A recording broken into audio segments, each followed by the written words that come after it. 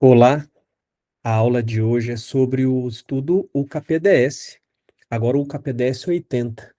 Então, o grande estudo, né, o famoso estudo UCAPDS, que na verdade não foi um estudo, mas um conjunto de estudos, né, um grande estudo prospectivo, que foi feito até 1997, né, durou 10 anos, foi publicado, e depois esse estudo ele continuou. Então, é essa continuação que eu quero apresentar para vocês. Eu vou apresentar o slide da aula, que é para a gente trazer um reforço sobre esse assunto também da aula passada do KPDS, que é o efeito legado, mas eu quero trazer mais esse assunto agora, do efeito legado no diabetes tipo 2.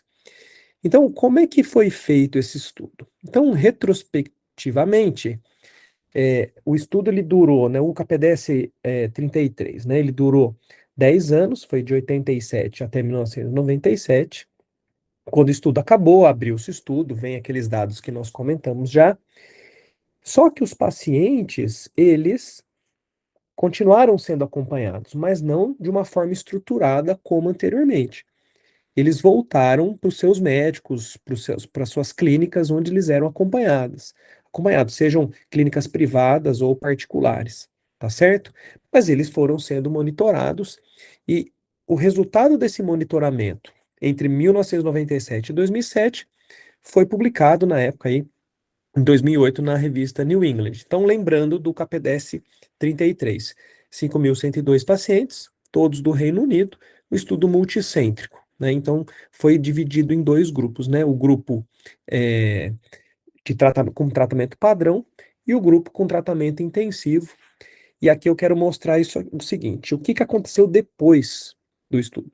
Como eles voltaram para os seus médicos, aconteceu naturalmente um aumento da hemoglobina glicada nos pacientes que estavam recebendo tratamento intensivo estruturado, né? Então, voltou, equalizaram. E eles ficaram, né? Assim, logo depois de um ano, essa hemoglobina glicada equalizou e eles ficaram com a hemoglobina glicada igual ao grupo com tratamento padrão durante praticamente 9 anos, tá? Então, aí que vem a nossa pergunta, né? O fato de ter equalizado a hemoglobina glicada, ou seja, a média da glicemia entre os dois grupos se equalizou. Então, a nossa pergunta na época ela era a seguinte: os benefícios que esses pacientes que receberam o tratamento intensivo, eles vão começar a complicar igual o grupo padrão, ou ainda vai haver aquela proteção que eles tiveram anteriormente, né? Toda aquela diminuição de lesões micro e quase uma tendência de diminuição de doença macrovascular. Então, essa é a grande pergunta daquela época. Se a hemoglobina glicada tivesse se igualado, os benefícios ainda eles iriam persistir, né? Então, foi um estudo publicado em 2008, tá? Com 10 anos após o término do trial original. Então, estão aqui os resultados, que na época foram surpreendentes, mas eu quero reforçar isso para todos os médicos clínicos, sejam especialistas ou não em endocrinologia, que tenham essa visão que ela é muito importante.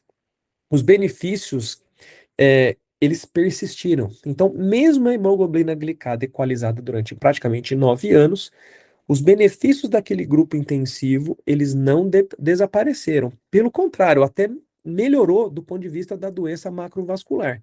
Lembra daquela doença macrovascular que tinha um P que era quase significativo, 0,052? Agora ele se mostrou significativo. Então, houve, né, manteve-se ali uma redução de 24% em doença microvascular e de 13% na mortalidade geral. Então, qualquer desfecho relacionado ao diabetes, diminuição de 9%, 24% de diminuição de doença microvascular, 15% de diminuição de infarto do miocárdio, doença macrovascular, e morte por qualquer causa, menos 13%. Se a gente fizer uma análise de um subgrupo da metformina, um grupo pequeno, tá? Um pouquinho menos de 400 pacientes, mas a proteção cardiovascular ela foi maior ainda. Então, menos 21%, diferentemente dos 9% do outro grupo, né, do maior grupo, em qualquer desfecho do diabetes, menos 33% do infarto do miocárdio, era em torno de 15 ali, né? e menos 27% de morte por qualquer causa. Vamos só voltar ali, ó. Infarto do miocárdio era 15, 13% qualquer causa. No grupo metformina, 33 e 27, bem maior. Lembrando que o outro grupo era sulfonilureia e insulina, as medicações que eram utilizadas. Tá certo? Então, a metformina traz essa informação. Então, é para reforçar essa ideia do efeito legado. Então, existe essa questão da memória metabólica, que ela recebe esse print, né, e se mantém durante o acompanhamento dos pacientes. Então, a grande mensagem é tratar pacientes no início, logo após o seu diagnóstico, de uma forma passiva. Isso traz para eles benefícios que vão ser colhidos ao longo da vida, independente de manter um bom tratamento ou não, tá? Então, tratamento intensivo precoce. Essa ideia da memória metabólica celular, ela existe, muito provavelmente uma lição ligada aí a questões epigenéticas ou mesmo a diminuição do estresse oxidativo no início do quadro, né, se tratado adequadamente, ele traz, isso leva a uma melhora que é uma proteção que é duradoura, tá? É interessante que esse estudo, né, ele começou a ser dimensionado ali no final da década de 70, entre 87 e 97 foi o grande trial do KPDS. Esses pacientes foram acompanhados, então, prospectivamente pós o final do grande estudo, da intervenção.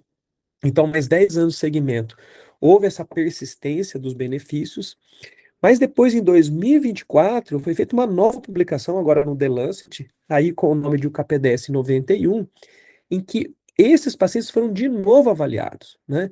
Lembrar que eram 5.102 pacientes no começo, em torno de 3.000 e poucos pacientes no segundo estudo, e agora em torno de 2.000 e poucos pacientes aí no KPDS 91, tá? Então, esses benefícios, eles se persistiram mais ou menos na mesma proporção em relação àquele grupo que recebeu o tratamento padrão. Então, vejam que depois de praticamente 30 anos de segmento, os pacientes ainda recebiam, uh, colhiam os benefícios do tratamento intensivo, e lembrar que a diferença era de 0,7% de hemoglobina glicada, tá? Então, olha como é importante, é tanto benefício para 0,7%. Mensagem para todos os médicos, né? Principalmente aí residentes clínicos, né? Não endocrinologistas que não tiveram tanto acesso a esses tipos de dados, esses tipos de conceito. Tratar cedo logo no início do diagnóstico, tratar da melhor forma possível. Hoje nós temos muitas drogas que, assim, geram menos hipoglicemia, né? Tem menos efeitos colaterais, então tem sido mais fácil tratar os portadores de diabetes e esses benefícios eles duram para sempre, tá? Então, isso é muito importante. Eu quero mais uma vez enfatizar essa ideia do trate cedo, trate bem e lembrando que os tratamentos eles duram para sempre, tá? Essas são as principais referências aqui que eu usei para a confecção dessa aula e mais uma vez eu agradeço a atenção de vocês.